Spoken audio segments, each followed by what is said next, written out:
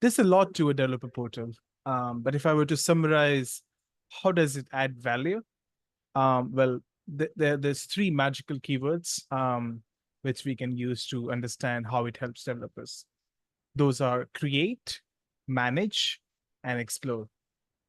So a developer portal helps developers create new applications in the matter of minutes, following the best practices. So let's start here.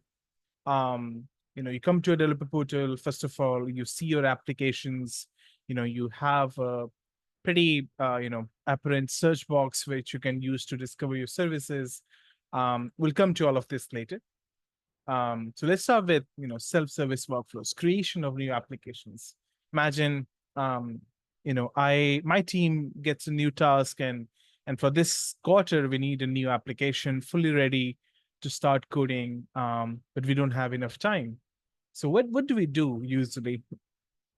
We go and talk to some engineering architects, we copy some code bases, we talk to the infrastructure team, we set up the infrastructure, we talk to the DevOps team, build and tools team, we set up all of this, and it takes weeks and weeks just to begin writing that feature. In a world where if your organization has a developer portal, the developers would come to that self-service page and find all these existing software templates to work with. So let's say I have to create a new Java application, and then I have to, start writing code as soon as possible. Or I have to create a new Python Lambda application. So I would choose that as a developer, and I would answer all the questions that the workflow is asking me. For example, what's the name of my application? Where do I want to create it? Again, there'll be a lot of validations put in place because there's no one doing this for me manually. It's fully automated. Where do I want to create it? Do I need a database for this? Which is the team that will own this application? And a lot of it. So all of this questions will be customized by your platform engineering team. Let me show you another example while I hit create on this. So this one is, has started my provisioning, and I'll show you how it looks. But let me show you the variety of things that you as a platform engineer can configure. So let's say, asking for the project details, asking for the repository details, providing them with an option to choose something. This is one of my favorites, is giving them options like, hey, if you need a database, we recommend you get started with MongoDB because we are a company who relies on MongoDB, for example.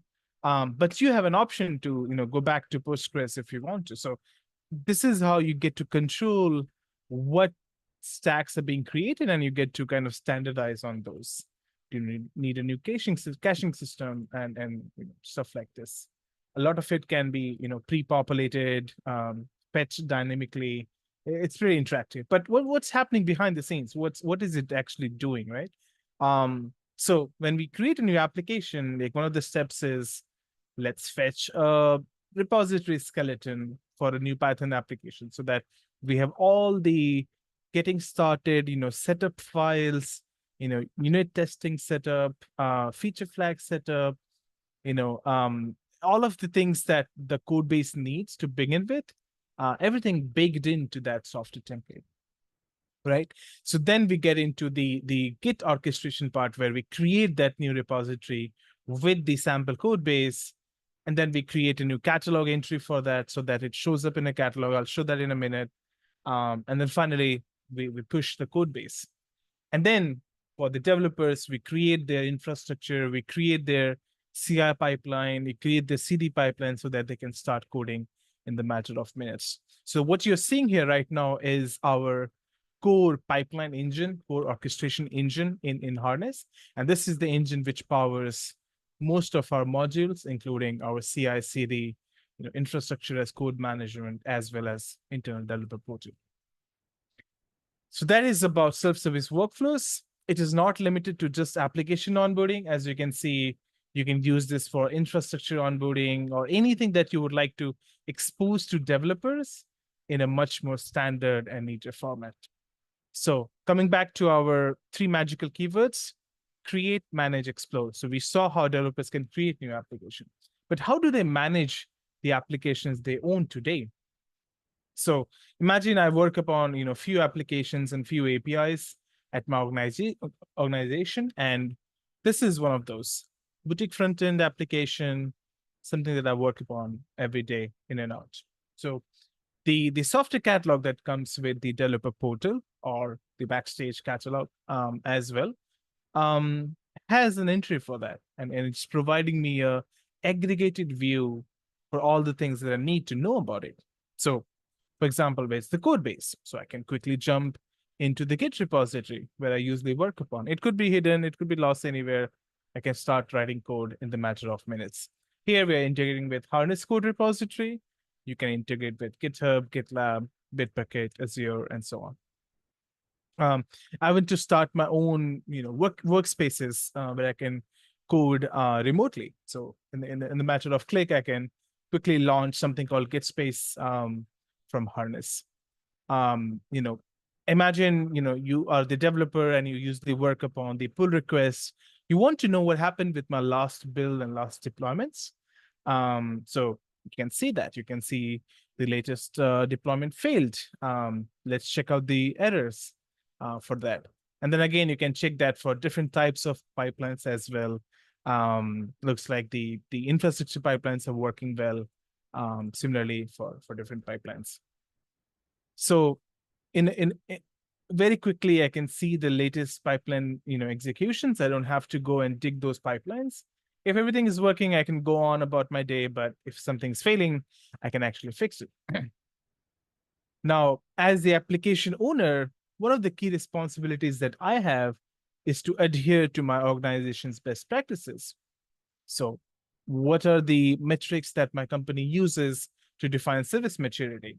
How is my application doing for towards that? For example, am I using the right versions of the language and frameworks that I should be using in the backend component? Do I have good API success rate? Do I have documentation enabled? Do I have good test coverage score? Do I have an on-call policy defined? Do I have branch protection set up? You can imagine all kinds of checks, if you will, that you would want to run as an architect, as a DevOps engineer on the applications. You can do that using IDP scorecards. So as an application owner, you can see you're doing good at service maturity, not so good in DevOps maturity. Maybe we should go and talk to someone and figure out what's going on. Feature flags is key. You would want to know what feature flags you have for your application, what's the status in different environments that you might have for different customers. And very quickly, you can jump into a single individual feature flag, turn it on and off as you will. This is showcasing our Harness feature flags integration. You can integrate with any other provider as well. Infrastructure as code, chaos experiments, and you get the idea that we can literally plug in any third-party provider here and show developers an aggregated view of their applications. But let's switch gears. Imagine I don't work on this application. Imagine I'm someone else from a different team, and I want to use this application. I want to learn more about this. So what is important for me? First and foremost, I want to know what this does and which team owns this application. I want to understand who are the members, who are the people that I should be talking to when I'm working on this. I want to understand if this is a production application or not. I want to see some quick links. I want to see some activity from Jira. What's happening? Who are the people usually active on this project? I can do all of that. Then I want to read documentation. This is another very important thing that I don't have to go and search for, hey, where are the docs? Which pages should I be reading to get started? The docs are in the same context of the application. Then again, does this provide any APIs that I can consume? If yes, what is the API definition? What are the endpoints it exposes? And so on. So I can explore about the application, about the APIs, documentation, upstream, downstream dependencies, what are the other services consuming this application, and so on. So as you saw, very quickly, I can manage my applications and my APIs but I can also explore and learn more about different applications using search, using the catalog itself.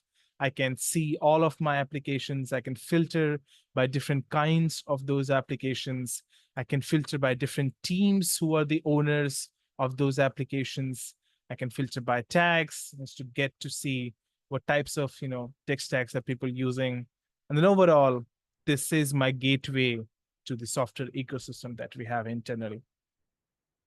So I talked about these three key use cases for developers: create, manage, and explore.